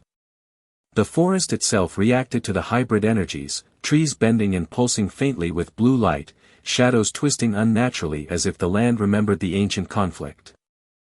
In these moments, Selene observed the battlefield as an artist might watch a canvas, every flash of movement, every ripple of energy, every flicker of shadow contributing to the chaotic, yet strangely beautiful, tapestry of war and control. David's presence was felt across distant valleys, his psychic threads linking allies, coordinating maneuvers with precision that transcended ordinary perception, as if the planet itself moved according to his will. Meanwhile, Kale wandered near a glowing fissure in the Siberian ice, the air around him shimmering with a quiet intensity. Energy waves emanated from the fissure in rhythmic pulses, responding to his steps, the runes beneath him glowing brighter with each subtle movement of his hands. He laughed softly, the sound ringing like a bell in the crisp air, unaware of the immense power flowing through him. The rogue dark bloods, lurking nearby, prepared to strike, their shadows writhing unnaturally, energy crackling from their fingertips, ready to capture or corrupt the child whose mere presence could stabilize, or destroy, the delicate balance of the world. Selene intercepted them with perfect precision, blades slicing through the shadows in sweeping arcs of silver and violet light bending around her as her hybrid essence amplified every strike. The Lycan prince and his pack moved seamlessly in tandem, striking rogue enemies with calculated efficiency, while Kale, seemingly unaware of the mortal danger, extended subtle waves of stabilizing energy, turning chaos into controlled pockets of calm. Above, the aurora borealis twisted violently, signaling the emergence of a primordial observer, a massive entity phasing between light and shadow, vast and incomprehensible, silently assessing Selene, Kale, and their allies. Selene's heart pounded as she felt the entity's awareness brush against her mind, a sensation both terrifying and exhilarating. Every attack, every counter, every movement now seemed to exist within the gaze of an intelligence older than the world itself. Kale, instinctively sensing the observer, extended his consciousness, creating a resonance that steadied the battlefield, allowing allies to move and strike with confidence. The rogue dark bloods faltered under the weight of this combined energy, their attacks dissipating against the harmonized aura radiating from the child and Selene. The observer remained silent, shifting above the horizon, a cosmic witness to the battle below, testing not with aggression, but with the subtle gravity of expectation. Across distant deserts and volcanic islands, natural anomalies stirred violently.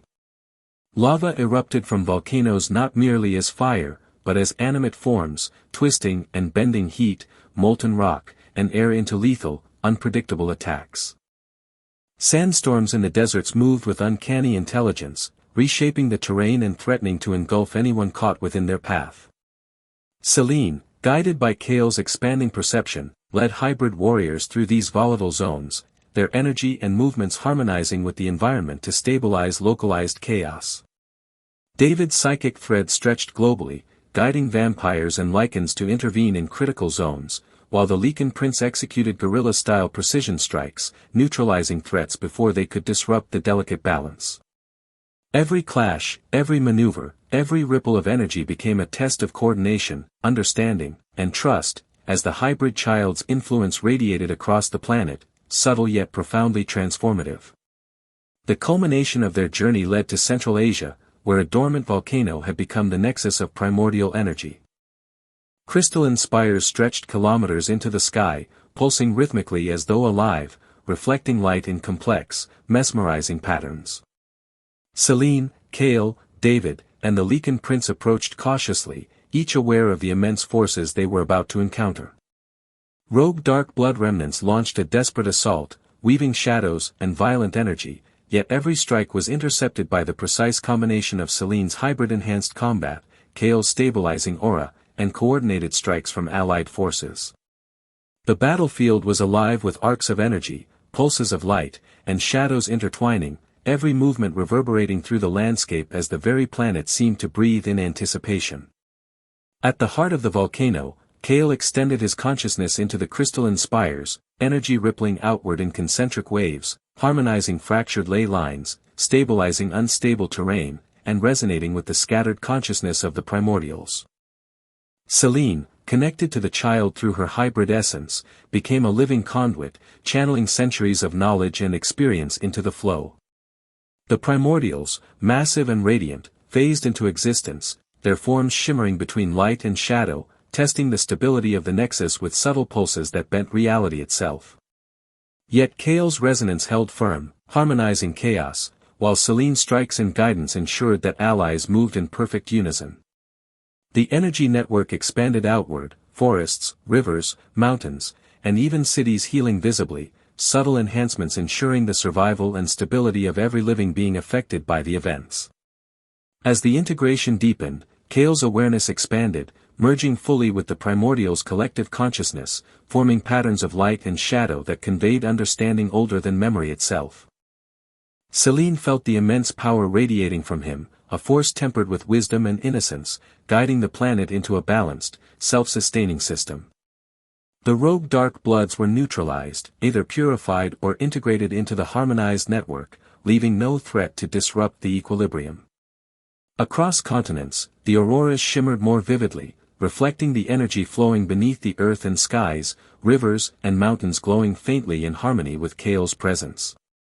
Forests grew vibrant, cities subtly enhanced, and wildlife flourished, all responding to the child's awakening and the primordial's integration. In the days that followed, Selene guided Kale through the subtleties of interaction with this vast planetary network, teaching him restraint, empathy, and observation, ensuring that his awareness matured alongside his immense power. David coordinated global alliances, solidifying trust among vampires and Lycans now inspired by the unprecedented cooperation during the conflict, while hybrid communities trained to assist in maintaining the planetary balance. Regions once devastated by centuries of war and rogue experiments now thrived with subtle enhancements, the environment itself breathing in response to the network of life energy spreading across the planet. Selene realized fully that she had transcended the role of warrior, she had become a guardian and architect of a new immortal era, witnessing a transformation that bridged species, time, and consciousness itself. Kale, now fully awakened, radiated calm authority, perceiving the threads connecting every being, mortal and immortal, across the globe. Selene, standing beside him, placed her hand on his small shoulder, feeling the pulse of the planet resonate with his heartbeat, a rhythm that bound vampires, Lycans, hybrids, humans, and primordials alike. The age of war, of domination and bloodshed, had truly ended. In its place arose the age of stewardship, guided not by fear, but by understanding, foresight, and balance. The auroras above shimmered brilliantly, reflecting the harmonized energies of the planet, a testament to the combined wisdom, courage, and awakening of a child who had become the fulcrum of the immortal world. Selene, Kale, David, and the Lycan prince gazed over the transformed horizon, knowing that the future had begun, not through conquest or control, but through unity, understanding, and the harmonious stewardship of life itself. As the newly awakened nexus stabilized, Selene and Kale ventured further into the heart of the volcanic spire, where energy pulses became almost tangible, thrumming through the air with a resonance that seemed to connect the past, present, and future. The ground beneath their feet hummed softly as if the planet itself exhaled in relief, yet subtle disturbances indicated that remnants of rogue dark blood energy still lingered in pockets across the continent. Kale reached out instinctively, extending his aura into the surrounding environment, and the frozen lava flows, jagged rocks, and fractured terrain responded, bending subtly to accommodate his stabilizing influence. Selene watched him carefully, aware that even the smallest misstep could release energies too powerful for anyone, even a hybrid, to control. Yet the child moved with innate grace, his aura radiating calm authority as he subtly reshaped the land around them, ensuring pathways for allies and innocents alike, while simultaneously neutralizing lingering chaotic forces. Far to the north, forests that had twisted unnaturally over decades began to revert, their skeletal branches slowly gaining life, leaves sprouting in bursts of green as the ley lines harmonized with Kale's presence. Wolves emerged cautiously from the shadows, sensing the stability returning to their territory, their instincts attuned to the hybrid child's energy. The Lycan prince moved among them, orchestrating patrols and securing strategic points, ensuring that the returning wildlife could coexist with human settlements that had begun to rebuild in the shadows of centuries-old ruins. Selene, standing on a nearby ridge, extended her senses to the tree line, detecting residual dark blood energy attempting to seep back into the forests. With a flick of her wrist, arcs of silver energy swept across the terrain, purifying corrupted pockets and allowing the natural rhythm of the land to resume. In the deserts of the south, dunes shifted subtly as Kale's energy interacted with ancient ley lines buried beneath the sand. Previously violent sandstorms calmed, forming rolling, gentle waves that reflected the aurora-lit sky above. Nomadic human and hybrid settlements, once scattered and isolated, began to feel the stabilizing energy, their crops growing more abundantly, water sources replenishing naturally as underground channels realigned. David coordinated with the hybrid contingents telepathically, ensuring that supply routes, communication lines, and defensive positions were maintained, all flowing in harmony with the global network of energy now emanating from the Nexus. From a distance, Selene observed a rogue dark blood faction attempting to regroup in the desert canyons, shadows flickering like snakes along the rocks, only to find themselves subdued by synchronized strikes of hybrid warriors, guided by Kale's subtle manipulations of energy and terrain. Meanwhile, the volcano at the heart of the Nexus continued to pulse, the crystalline spires reflecting and refracting the energy radiating from Kale's body. Every pulse seemed to resonate with the consciousness of the primordials, who now moved from passive observers to active participants in the stabilization of the planet. Their immense forms shimmered between light and shadow, occasionally phasing into visible shapes that stretched across the sky like colossal celestial beings. They did not attack but tested, sending ripples of energy that mimicked natural disasters, miniature storms, and seismic tremors. Each time, Kale responded instinctively, his aura expanding to stabilize regions thousands of miles away, while Selene directed allies to mitigate physical effects, such as landslides, collapsing structures, or shifting rivers. It became clear that the primordial's presence was as much a guide as a test, teaching Kale the intricacies of planetary stewardship while assessing the strength, unity, and resilience of the immortal and hybrid forces. In a northern valley, a river previously fractured by rogue dark blood energy flowed turbulently, threatening nearby settlements. Kale approached the water's edge, extending his energy into the currents. Slowly, the turbulent water calmed, swirling into natural eddies and meanders, while the riverbed shifted subtly, creating a stable channel. Selene knelt beside him, feeling the energy radiate outward, the faint warmth of his aura mingling with the icy air of the mountains. Wolves and hybrid scouts watched silently as the environment itself seemed to obey the child, a living testament to the power he now wielded. David, coordinating over telepathic threads, ensured that hybrid and vampire patrols could respond to any residual anomalies, while the Lycan prince used the calm river as a strategic path to guide allies and civilians safely through the valley. Even distant human cities felt the subtle effects of Kale's awakening. Skyscrapers that had once trembled under primordial distortions now stood straight and strong, reflecting the soft light of the auroras above. The air, once heavy with instability, now carried a faint vibrancy, as if the planet itself were alive and breathing in tandem with Kale's consciousness. Citizens, oblivious to the cosmic scale of events unfolding around them, felt an inexplicable calm, as if a silent guardian watched over their world. In the sky, residual energy ripples painted the auroras in swirling patterns of violet and gold, visible even in the daylight, a testament to the intricate balance achieved through the child's harmony with the primordials and the careful guidance of Selene, David, and the Lycan prince.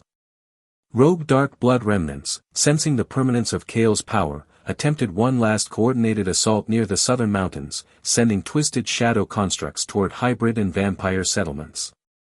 Yet each movement was anticipated and countered. Selene moved like a living shadow, striking with blinding precision, while the Lycan prince coordinated flanking maneuvers with wolves and hybrid units. Kale's aura extended, subtly warping the terrain and deflecting chaotic energy, neutralizing the remnants before they could inflict harm. The assault failed completely, leaving the remnants either dissipated or absorbed into the harmonic energy now radiating across the continent. Even the most chaotic forces were now subject to the child's stabilizing influence, their aggression no longer a threat but a catalyst for reinforcing the planetary network. High above, the primordials themselves began to integrate fully into the planetary system. Their colossal forms shimmered in impossible patterns, sometimes appearing as vast starfields stretching across the sky, other times as intricate geometric constellations pulsating in time with Kale's heartbeat.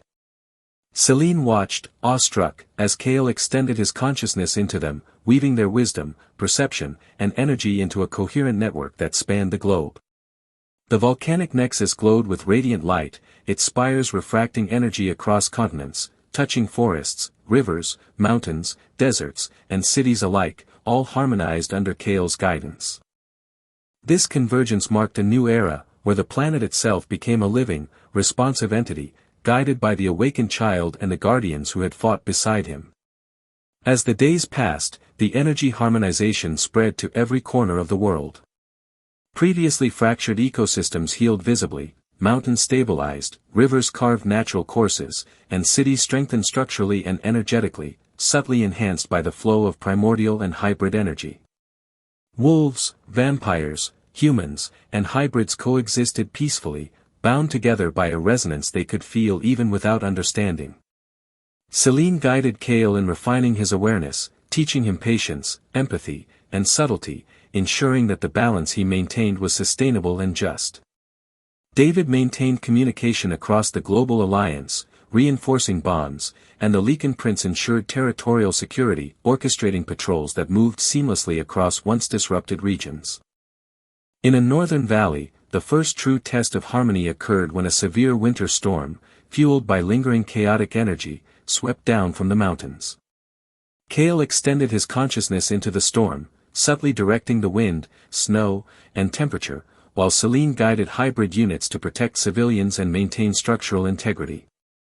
Slowly, the storm's fury diminished, transforming into a gentle snowfall, nourishing the land rather than destroying it. Wolves and hybrid scouts moved through the valley, sensing the restored rhythm of the world, while David monitored global energy flows to ensure no residual destabilization occurred elsewhere. Even distant observers, including the integrated primordials, seemed to acknowledge the child's mastery, their faint whispers of approval carried by the wind and auroras across the planet.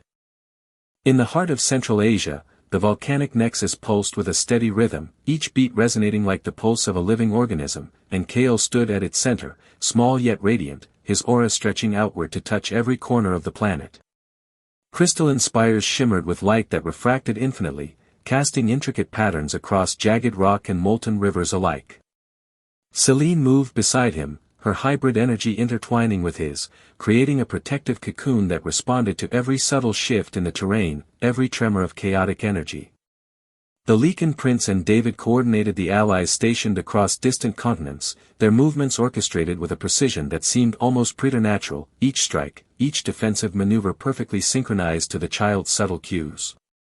Above them, the primordials hovered, colossal, radiant, and incomprehensible, shifting between dimensions and appearing as both light and shadow, their presence both a guide and a silent judge of the harmony being forged below.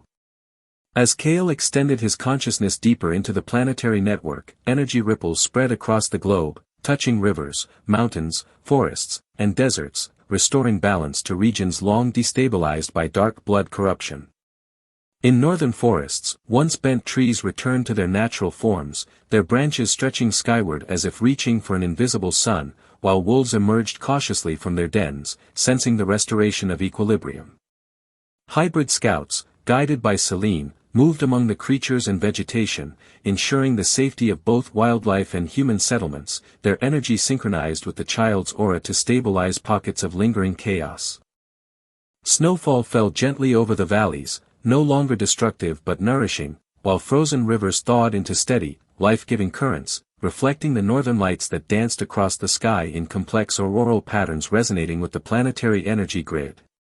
Deserts, once ravaged by rogue sandstorms fueled by dark blood interference, now breathed with subtle life. Sand dunes shifted naturally, forming rolling patterns that reflected the rhythm of the ley lines beneath. Kale's energy permeated the layers of earth, creating underground channels that replenished water sources and revitalized vegetation. Nomadic and hybrid settlements that had been fragmented and vulnerable now flourished, their crops growing in abundance, livestock thriving under the protective aura emanating from the child. Rogue dark blood factions, sensing the overwhelming presence of stabilizing energy, attempted desperate incursions, sending shadows that writhed violently against the harmony.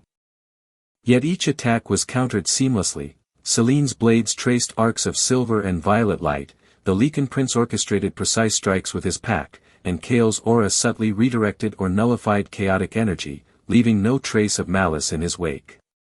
Across distant cities, once unstable skyscrapers and structures reinforced themselves subtly under the influence of the planetary stabilization, light reflecting in unexpected ways as the architecture became attuned to the flow of energy. Citizens, unaware of the cosmic forces at play, felt a subtle peace, their senses calmed by an invisible rhythm now flowing through the planet. David coordinated remotely, projecting psychic threads across continents to maintain synchrony among allied forces, ensuring that every city, forest, and valley responded harmoniously to the shifts in energy emanating from the nexus. Even oceans seemed to pulse subtly, their tides adjusting to maintain equilibrium, while auroras illuminated the night sky, visible even in distant southern latitudes, a visual testament to the invisible network stabilizing the planet from pole to pole. The rogue dark blood remnants made one final, desperate attempt to challenge the emerging harmony. From hidden underground layers, twisted constructs of shadow and energy erupted violently, racing toward hybrid settlements and strategic ley line nodes. Selene and her allies responded instantly, moving through the battlefield with lethal precision. Blades clashed with energy pulses, arcs of light slicing through shadows, wolves leaping in perfect synchronization with hybrid warriors, and David coordinating global maneuvers through psychic resonance. Kale, small yet infinitely powerful, extended his aura to create zones of stabilizing energy that not only protected allies but neutralized every hostile attack before it could manifest fully.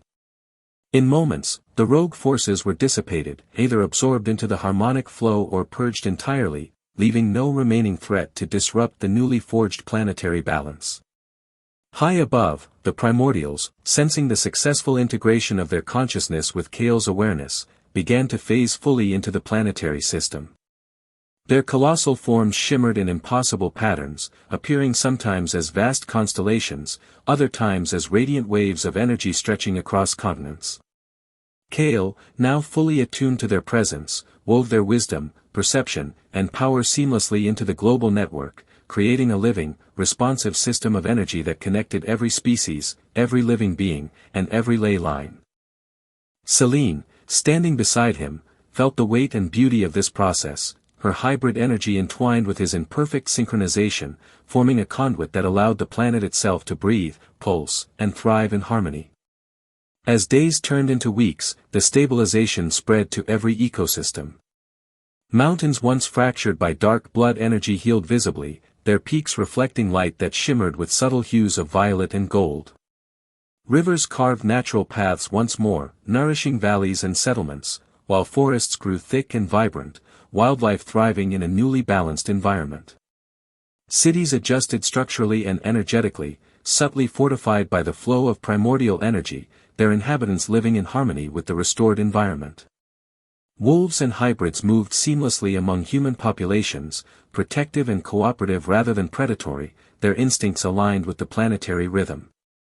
Even the skies reflected the stabilization, auroras dancing elegantly, marking the visible pulse of harmony spreading from the volcanic nexus to the furthest corners of the globe. The final test of Kale's awakening occurred when a series of seismic and atmospheric anomalies erupted simultaneously in distant regions. Volcanic activity, massive storms, and energy surges threatened to destabilize the delicate network. Kale extended his consciousness fully, merging instinct, will, and primordial wisdom into a single act of planetary stewardship. Energy pulses radiated outward, calming storms, stabilizing tectonic shifts, and harmonizing chaotic energy fields across continents. Selene, moving at his side, directed allies to mitigate residual effects, ensuring that both natural and constructed environments adapted safely. Wolves, hybrids, and humans alike felt the stabilizing pulse, moving instinctively to maintain balance, their actions reflecting the subtle rhythm of Kale's influence. Within hours, the anomalies subsided entirely, the planet now operating as a cohesive, self-sustaining system, guided by the awakened child and his guardians. As the sun rose over the transformed landscape, Selene, Kale, David, and the Lycan prince stood together atop a high ridge, observing the world they had saved and restored. Valleys, rivers, forests, deserts, and cities all pulsed subtly with the energy network now flowing through them, a living testament to the unity of immortals, hybrids, and primordials. Kale, small yet commanding, radiated calm authority, his awareness spanning the globe, every being and every ecosystem attuned to his presence. Selene placed her hand on his shoulder, feeling the resonance of life itself in his pulse, a rhythm that bound all species in harmony. The age of war, domination, and chaos had ended. In its place emerged the age of stewardship, foresight, and balance, where the immortal and mortal, the ancient and the newborn, could coexist in harmony under the guidance of the child who had become the fulcrum of the planet's energy. The auroras danced across the sky one final time, brilliant and endless, marking the dawn of a new era, eternal and unshakable, where life, energy, and consciousness moved together in perfect synchrony. In the heart of the Amazon basin, a once chaotic jungle pulsed faintly with lingering dark blood energy, rivers swollen from unnatural storms and trees bent in impossible angles.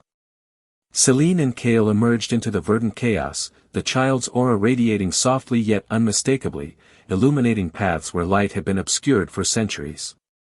Hybrid scouts moved alongside him, their senses finely tuned to detect the remaining corruption. As they advanced, broken branches straightened subtly, the rivers returned to calm flows, and animals previously scattered in fear began to re-emerge, moving with cautious confidence. Selene observed the changes, noting how even the dense canopy seemed to bend toward Kale's presence, the very air humming in tune with his energy. From hidden clearings, rogue dark bloods attempted to strike, shadows coiling like serpents through the undergrowth, but were intercepted swiftly. Selene's blades traced arcs of silver light through the jungle, while Kale extended pulses of energy that guided allies and neutralized the attackers without unnecessary harm, demonstrating the child's growing mastery over both combat and environmental harmonization. Across the icy tundras of Siberia, massive fissures erupted unexpectedly as residual chaos from centuries-old primordial experiments threatened to destabilize the landscape. Wolves, hybrid scouts, and Selene moved with caution, tracking the fissures as they extended unnaturally across frozen plains. Kale, stepping lightly over the snow, extended his consciousness into the cracks, feeling the flow of energy beneath the ice. Slowly, the fissures began to seal, icy walls vibrating and shimmering as the chaotic energy was absorbed and harmonized. Selene and the Lycan prince worked in tandem to protect surrounding wildlife, moving strategically to prevent panic among the scattered wolves, while David coordinated hybrid reinforcements via psychic threads, ensuring the tundra's fragile ecosystem remained intact. Even the snowstorms began to soften, their fury tamed by the child's influence, transforming destructive forces into nourishing flurries that gently coated the landscape. In the deserts of Africa, rogue dark blood factions had attempted to exploit the heat and disorientation of shifting dunes to isolate hybrid settlements. Kale, sensing the subtle instability, extended his aura across the sands, creating invisible currents of energy that stabilized the ground, formed safe paths, and cooled the harshest of microclimates. Selene guided hybrid units, moving with deadly precision to intercept attacks before they could reach civilian areas. Sand twisted and shifted around them in response to Kale's energy, forming natural barriers and channels, while wolves led scouting parties along paths harmonized to the child's flow. David monitored global energy threads, ensuring no rogue faction could find a weak point, and the Lycan prince reinforced the perimeter with disciplined patrols. The result was near-perfect coordination, energy, environment, and tactical strategy functioning as one living organism under Kale's guidance. Meanwhile, across the reconstructed cities of Europe, the integration of primordial energy began to manifest in subtle architectural and structural enhancements. Skyscrapers and historic buildings alike shimmered faintly with radiant energy, reflecting auroras and patterns previously unseen. Humans, hybrids, vampires, and Lycans interacted with the environment in unprecedented ways, their senses subtly attuned to the harmonic network now flowing invisibly through the city. Civic systems, previously strained by chaotic energy surges, now stabilized naturally, water flows and power grids subtly synchronizing with the planetary rhythm. Selene observed the humans' newfound confidence, their movements and energy subtly guided by Kale's influence, reinforcing her understanding that the child's awakening was reshaping not just the natural world but civilization itself. High above, the primordials shifted in patterns of incomprehensible beauty, light and shadow phasing in intricate dances across the sky, subtly adjusting to Kale's harmonization of the planet. Their forms sometimes appeared as colossal celestial beings stretching across continents, other times as fractal geometries dancing in the auroras, a living reflection of the child's growing mastery. Selene felt a profound connection to these beings, her hybrid essence entwined with Kale's aura, allowing her to act as both guardian and conduit. Each ripple of energy from the primordials resonated with the planet, and every adjustment Kale made reinforced the equilibrium, turning potential chaos into ordered harmony. Rogue dark blood elements, witnessing the magnitude of this power, ceased resistance, either dissipating into the flow or being absorbed harmlessly into the harmonic network, leaving no lingering threat. In the northern Arctic Circle, previously destabilized ice shelves and glacial valleys responded dramatically to Kale's expanding consciousness. Massive glaciers shifted imperceptibly, realigning into stable formations, while underlying waterways reopened, allowing marine life previously trapped or displaced to thrive once more. Wolves and hybrid scouts moved cautiously along the frozen expanses, guided by subtle pulses of energy that indicated safe passages, while Selene monitored for any residual dark blood anomalies. David extended psychic threads to distant allies, coordinating subtle reinforcements to maintain equilibrium across these fragile ecosystems. Even the skies seemed to respond. Auroras danced in synchronized patterns over the glacial valleys, casting radiant reflections that shimmered across ice, snow, and water, a visible testament to the planet's newfound harmony. The jungles, tundras, deserts, and cities were not the only regions responding to the stabilization. Oceans, vast and previously turbulent due to chaotic energy surges, began to calm under Kale's influence. Tides shifted naturally, currents realigned, and marine ecosystems slowly began to flourish. Islands that had been devastated by rogue dark blood experiments saw coral reefs gradually regrow, marine mammals returning to once abandoned waters. Selene coordinated with hybrid aquatic units to assist in protecting and accelerating this recovery, while David used his psychic threads to monitor for any distant residual disturbances. Even faraway volcanoes and tectonic boundaries seemed to pulse with a new rhythm, responding to the network of energy now seamlessly integrated across the planet. In the final moments of global stabilization, the volcanic nexus glowed brighter than ever, crystalline spires refracting the energy radiating outward in perfect harmony. Kale extended fully into the primordial's consciousness, weaving light, shadow, and energy into a unified system spanning the globe. Selene, standing beside him, felt the culmination of centuries of struggle, knowledge, and warfare distilled into this single, breathtaking moment. Wolves, hybrids, vampires, humans, and even the remaining rogue dark bloods existed in the subtle hum of harmonic energy, their instincts and actions synchronized with the planet's rhythm. David and the Lycan prince moved among allies and terrain, orchestrating the final adjustments to ensure that every ecosystem, every civilization, and every species could thrive under the new equilibrium.